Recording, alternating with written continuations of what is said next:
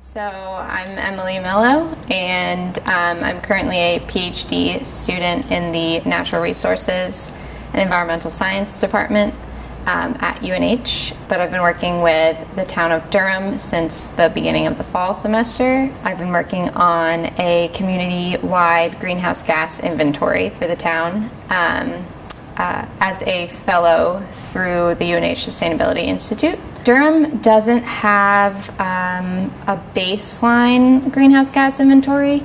Basically, you can't manage what you don't measure, so it's kind of used as a tool so that when the town is trying to reduce greenhouse gas emissions, they have something to compare to.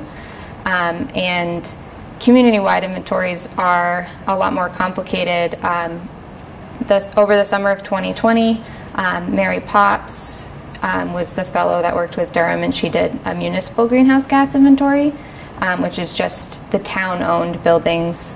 So this one is kind of all-encompassing, so it tries to measure all of the greenhouse gases throughout the whole town in the year 2019. So Durham has done a community-wide greenhouse gas inventory, so I'm going to be talking about that today. And that's for the year of 2019. So the town of Durham has recently joined the Global Covenant of Mayors for Climate and Energy, and GCOM it's a global alliance of over 10,000 cities and towns who are really committed to climate leadership and emissions reductions and setting meaningful climate goals. And this GCOM provides a really great resource, especially for smaller towns like Durham, because it sets up a framework for members to make meaningful climate action, and the town is not really on their own anymore. So within the first 3 years of joining GCOM, members are required to submit this whole list of things. Durham has already done the first two, which one of them is this inventory. But basically it's measuring things, setting goals to reduce them, and then hitting those targets. And that's kind of the idea of GCOM. And it really is all focused on equity and increasing access to affordable energy and reducing emissions. So this community scale greenhouse gas inventory follows the ICLEI US community protocol, and that is just kind of a standardization for greenhouse gas accounting, and this protocol is recognized as a format to report for GCOM. So any future inventories that are done should also follow this protocol, and that makes sure that all of the comparisons can be accurate because they all use the same methods. So within the protocol, there are 5 required reporting sectors, and those are just things that the data is generally available to most communities. It's also things that the town has some power over, if for policy or legislation. So those include the built environment, things from stationary fuel, which is like heating fuel and electricity use, transportation, so that's on-road passenger vehicles, and then freight vehicles as well, and then emissions from water and wastewater, so the energy used in the treatment and distribution of those, and solid waste. So that is just solid waste that's generated by the community, regardless of where it's treated or sent. Durham also includes some additional categories that are optional, and that's just because we have the data, so we are reporting on it. And here's just a quick overview of greenhouse gases and climate change. So the 3 main greenhouse gases, the 3 most produced greenhouse gases are carbon dioxide, methane, and nitrous oxide. and those are the 3 that are reported on in this inventory. So basically what makes it a greenhouse gas is that the light that comes from the sun is mostly visible light, and that passes through the atmosphere. A little bit is reflected, but most of it passes through the atmosphere, and then it heats up the surface of the Earth. And then the Earth radiates out the infrared energy from the sun as it warms up. And some of that escapes out into space, passes right through the atmosphere, but greenhouse gases don't allow that light to pass through, and it gets reflected back down to the Earth again. So the more greenhouse gases that you have in your atmosphere, the less infrared light that escapes into space, and the hotter that the planet gets. So since the Industrial Revolution, humans have been pumping vast, very unnatural amounts of greenhouse gases into the atmosphere, and it's causing the Earth to start warming. And that's what's leading to climate change. So it's happening faster than nature can account for, because it's happening in hundreds of years instead of hundreds of millions of years. So like I've said before, we can't manage what we don't measure, so that's why we're measuring the 3 most produced greenhouse gases. And in order to report it as one number instead of 3 different numbers, we're using a carbon dioxide equivalent, which is also called the global warming potential. So it's comparing the other gases to the strength of carbon dioxide. So if you have 1 kilogram of carbon dioxide, that equals 1 kilogram of carbon dioxide equivalent. For methane, 1 kilogram of methane gas is equivalent to about 28 kilograms of carbon dioxide equivalent. And for nitrous oxide, it's equivalent to about 265 kilograms of carbon dioxide equivalent. And that's on a 100-year time scale. So how are greenhouse gas emissions calculated? So you start with this activity data, which for this example would be gallons of propane. So if you have 100 gallons of propane that you use, you would multiply it by the emission factor. So that's how much greenhouse gas is in each gallon of propane. So for that, it's 11.11 pounds of CO2 equivalent per gallon.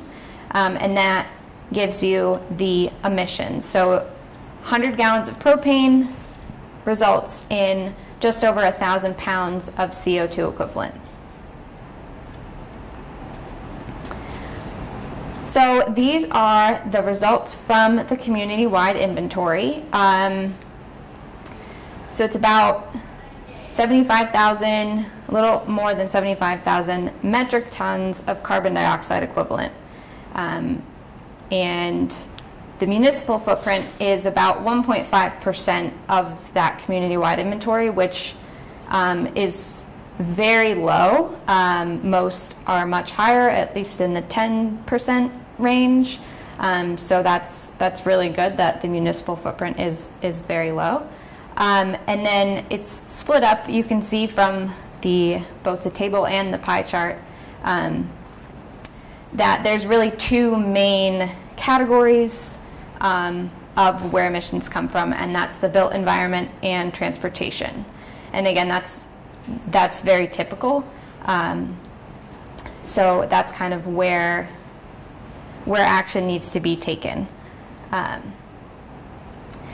And if metric tons sounds foreign or unrelatable, that's equivalent to more than 166 million pounds, or as if you drove a passenger car, almost 190 million miles.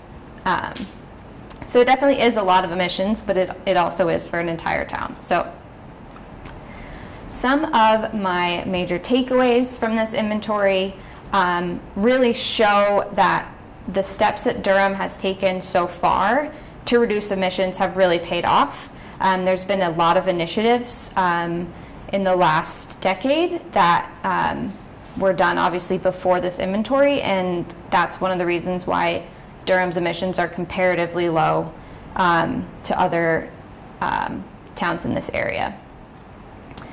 But even though they're really relatively low, there are still ways that Durham can further reduce their emissions, specifically in those two big sectors, the built environment and transportation. And land conservation is going to play and has played a huge role in keeping net emissions low for the town. So some suggested strategies to further reduce emissions in the coming years would be to shift residential power, shift residential electricity to green power. I'll get into the residential electricity emissions in a little bit, but that's the largest sector for residential use. So switching that to greener power like solar panels or community power aggregation would be really beneficial. Another one would be to support UNH in increasing their energy efficiency efforts. UNH already uses very green energy, so now it would be using less energy is the strategy. And then our preliminary results suggest that the commercial sector should start trying to switch to more electricity use and move away from things like natural gas, fuel oil, and propane. But the activity data kind of needs to be checked again, because there's a lot of assumptions that are made.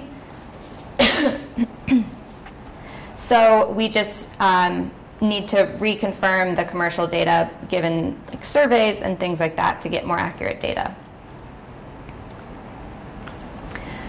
So I've alluded to this before, that Durham emissions are relatively low. And so this graph really shows how awesome Durham has been doing with their emissions. So emissions per capita for Durham are about 4.4 metric tons of carbon dioxide equivalent, and that includes emissions from UNH. So looking at the graph, that's both lower than the New Hampshire average, the US average, and all of the surrounding towns that have done a greenhouse gas inventory for their whole community.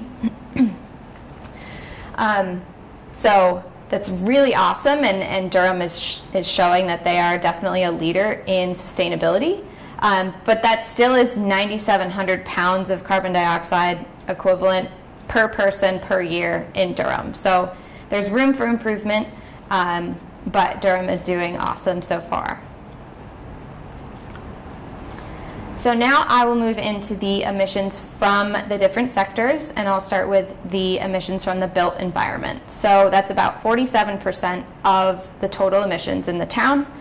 And those emissions are from stationary fuel use, like gas, heating oil, propane, and electricity use. So that includes purchase electricity and these T&D losses, which stands for transmission and distribution. So as the electricity is sent to the residents, it emits, or it loses some electricity. So we do account for that, and that's called the T&D losses. So it was about almost 78 million pounds of CO2 equivalent from the built environment. And most of that is from stationary fuel use. And just as a note, these, all of the figures and the numbers in this presentation do include or do account for the use of renewable energy credits. So when solar panels are used, or you can also purchase electricity from solar panels, those give you renewable energy credits or RECs, and they can be removed from the emissions, and that's what's done in this graph, but it will be different in the report because of the protocol. So that's one of the reasons that electricity is so low, because that's the easiest to purchase RECs for, and then you can reduce your electricity emissions.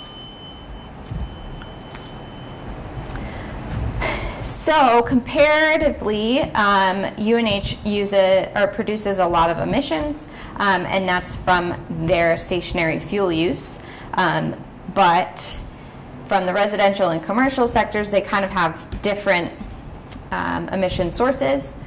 And you can see from the residential side that electricity is the big driver, and for commercial, it's the stationary fuel use. For both the municipal sector and the Oyster River Cooperative School District, only the buildings that are in Durham, those are both very low compared to the other sectors. So continuing with this, even though Durham UNH produces the most emissions from stationary fuel use, their energy is generally greener than the rest of the town. So that can be seen here. They use by far the most energy, so much so that I had to put it on a different slide. But that's because UNH produces a lot of their own energy, and through their cogeneration plant that uses landfill gas shipped from or piped from the turnkey landfill in Rochester. So they produce a lot of their own electricity, their heating, their steam, and that's why their energy use is so much higher. But because it comes from landfill gas, their emissions are actually lower. So the blue bar here shows how much energy per square foot is used. So clearly UNH uses a lot of energy per square foot, but the orange dot shows how much CO2 was emitted per unit of energy. So the lower that orange dot is, the greener the energy is. And you can see here that the orange dot for UNH is much lower. And then municipal is also doing really well, and that's because they buy RECs for most of their electricity use. And then the residential and commercial sectors definitely could improve on that.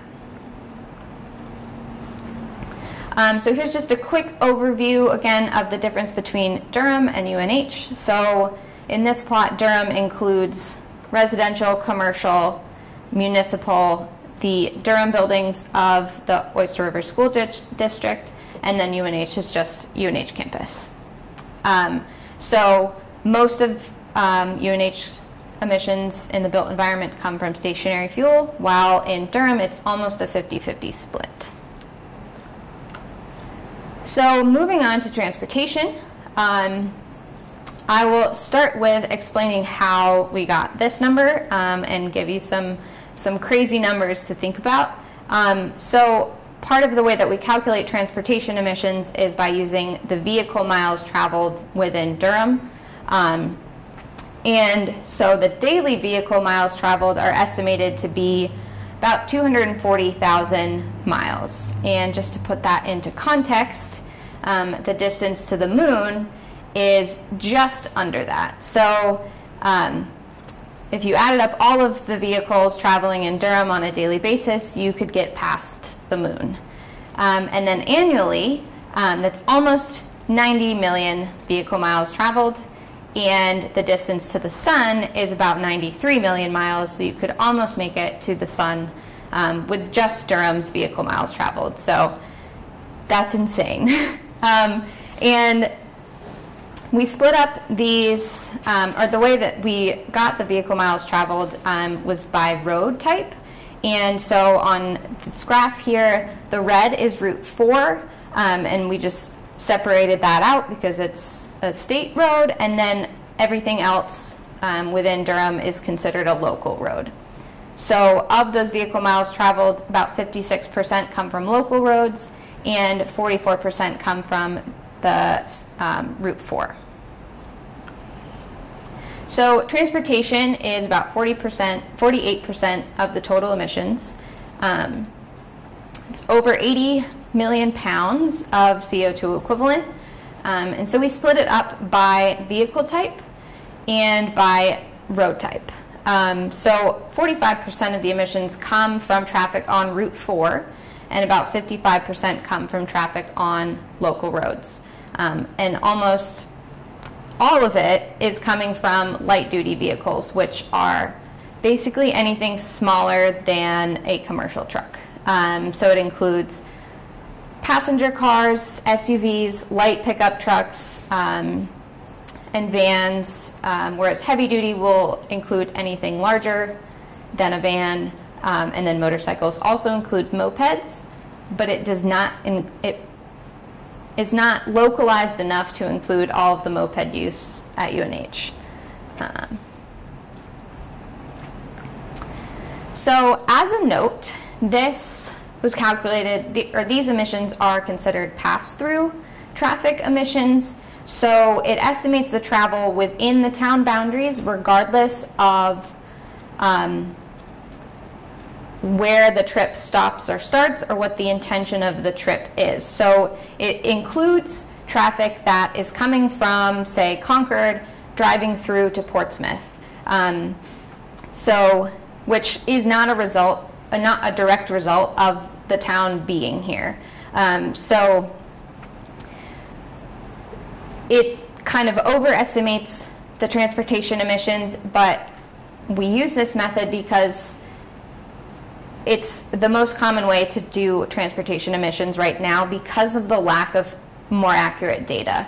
So this whole process is still kind of in its infancy, and the data sources that are necessary to do a more accurate, more localized transportation calculation aren't available yet. So in the future, hopefully new technology like the Google Environmental Insight Explorer will be able to give us much more accurate transportation emission measurements based on real-time transportation. So we use the national vehicle mix on Route 4 because that includes more commercialized vehicles, so like 18-wheelers, things like that. But it doesn't include electric vehicles. And then for the local roads, we used the local vehicle mix, and that's just from registered vehicles in Durham. And it includes electric vehicles, but the emissions from electric vehicles are not included in the transportation section. It's included in the built environment emissions in the electricity part. So as a comparison on this graph, it shows really how much more emission intense heavy-duty vehicles are than light-duty and motorcycles. So while most of the emissions come from light-duty vehicles, that's simply because there's many more light-duty vehicles than there are heavy-duty. And in 2019, Durham had 56 electric cars registered and 185 hybrid cars registered. So that is something that the town should keep track of on even a yearly basis, just to see the growth in electric car and hybrid car use. So I'll move on to solid waste emissions. So that's less than 1% of the total emissions, which is awesome. That's not very typical. And that is basically because the solid waste from both Durham and UNH is sent to the Turnkey landfill in Rochester. And that landfill captures the methane from the landfill itself and uses it for electricity production in their own facility and pipes the extra methane to UNH, which is used in their cogeneration plant. So that keeps the emissions much lower. Because instead of methane leaking out into the atmosphere, when methane is burned, it produces carbon dioxide, which is not as severe of a greenhouse gas as methane. So the total emissions for the solid waste is just under 500 metric tons of carbon dioxide equivalent. But if that waste was sent to a landfill that didn't capture the methane and didn't use it as electricity production, it would be 1,700 metric tons higher. So by sending it to a landfill that captures it, that helps to reduce the overall town emissions. And then for wastewater emissions, it's just under 2% of the total emissions. And for wastewater, most of the emissions or the wastewater emission calculation accounts for the N2O, that's from the wastewater treatment plant, and the CH4 methane that comes from the use of septic tanks. So it takes a lot of energy to process wastewater, but that energy is included in the built environment sector, and Durham already uses renewable wind energy to power the wastewater treatment plant. So that's another way that Durham has already taken steps to reduce emissions. And the Durham wastewater treatment plant is already really, really efficient. It removes about 90% of the nitrogen, which is fantastic. So that's one of the reasons why the emissions from this sector are already so low. And that's why it seems that the emissions from septic tanks are much higher. But that's because most of Durham uses septic tanks, and the treatment plant is already really efficient. So moving on to emissions from agriculture and livestock. It's about 2.6% of the total emissions, and these include the livestock and fertilizer use at UNH, but not in the rest of Durham, and that is just because of lack of available data for the whole town, and the assumption that both the fertilizer use and the number of livestock at UNH is much, much higher than the rest of the town. So it would just kind of be like a little bit extra if we included Durham. So most of these emissions come from the dairy cows at UNH, and then some from the fertilizer. But again, comparatively, it's 2.6% of emissions, and the fertilizer comes from UNH dining waste. So it's kind of a cyclical thing. So it's not something that really needs to be reduced or could be reduced further. And moving on to some exciting stuff about sequestration from the forested land in Durham. Durham is actually about 52% forested land, which is cool. Like it's very cool. Most areas now, the goal is to have at least 30% of land be forested, and Durham is already way surpassing that. So the forested land sequesters carbon from the atmosphere, and in the municipal greenhouse gas inventory that Mary Potts did in the summer of 2020, she goes into much more detail about how this was calculated, but it's estimated that almost 40,000 metric tons of carbon dioxide equivalent are sequestered using the forested land. So that's about 53% of Durham's total emissions. So yeah, it could easily account for all of the built environment emissions that are produced in Durham. So that's really awesome. And just as a comparison between the Durham community and UNH, they're very similar. And just as a note also, this doesn't include transportation. So because of the methods that we use, there's no way to distinguish between Durham community transportation and UNH transportation. So in this comparison, it just takes that out. But it is very, very similar. And in 2007, a UNH student did a community-wide inventory, but they used very different assumptions and methods, as I don't believe the protocol had been published yet, because it's still relatively new. So in 2007, they used the best protocol that they had at that point, but the methods and assumptions are very different than the ones used in this, so any comparison between the two should be taken lightly. But if we just look at the sectors that were included in the 2007 inventory, and only compare those to the same ones in 2019, we can see that emissions were reduced by about 21%. So that's really awesome, but again, that number, it could be a little bit higher, a little bit lower, depending on what assumptions were made. But Durham is definitely moving in the right direction. So a few of the next steps. The next step would be to submit the community-wide inventory report to GCOM as one of the required reporting items. And I'm in the process of, or I've already introduced the new summer fellow, Kathy Fletcher, to this work and the work that Durham is continuing to do, so that she can continue to add on to this sustainability work. And so those are the first two bullets of what I need to do next. And then the last three is just in general. So we need to work with the commercial sector to get more accurate measurements about their data and fuel use, so we can get more accurate numbers about their emissions.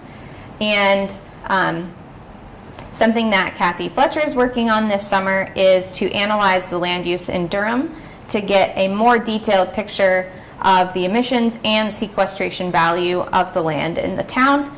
And then finally, to set ambitious emission reduction goals based on all of the findings and the things that Durham has